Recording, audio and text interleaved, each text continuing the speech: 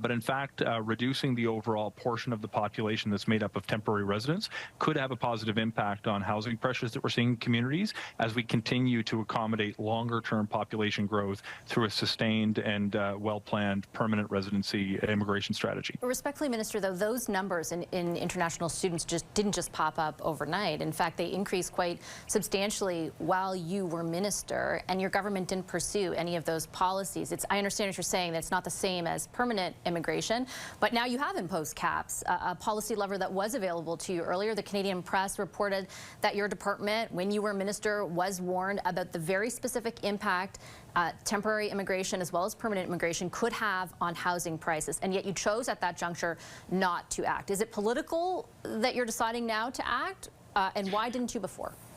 Well, in fact, if you go back to some of the interviews that I would have given in the spring before the cabinet shuffle, I was talking very openly about the need to do the kinds of things that Minister Miller now has announced and put in place.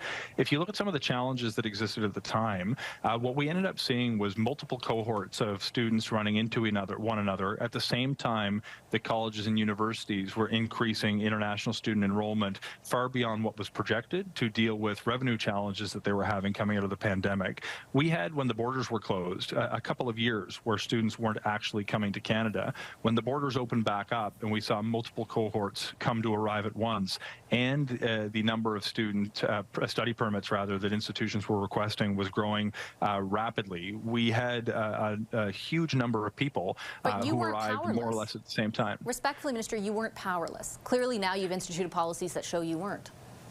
And that's why we started down this path. So upon my appointment to the position, as the borders were first opening up, we started to see that there was an increase, but we didn't project it was as significant as what it ended up being with multiple cohorts running into each other.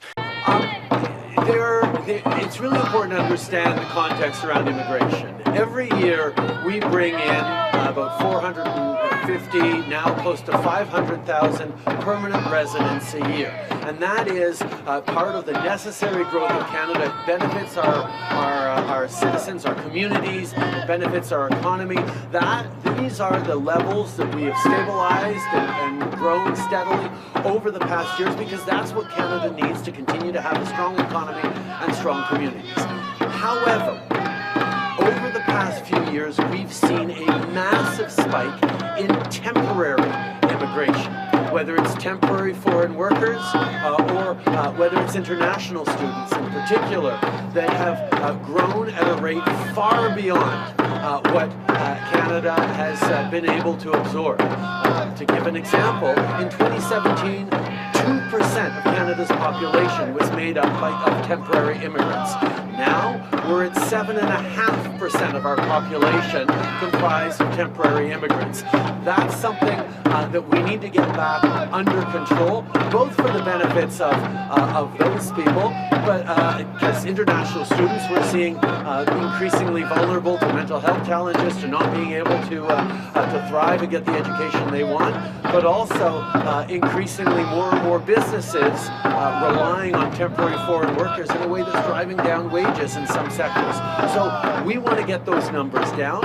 It's a responsible approach to immigration that continues on our permanent residents as we have, but holds the line a little more on the temporary immigration that has caused so much pressure in our communities.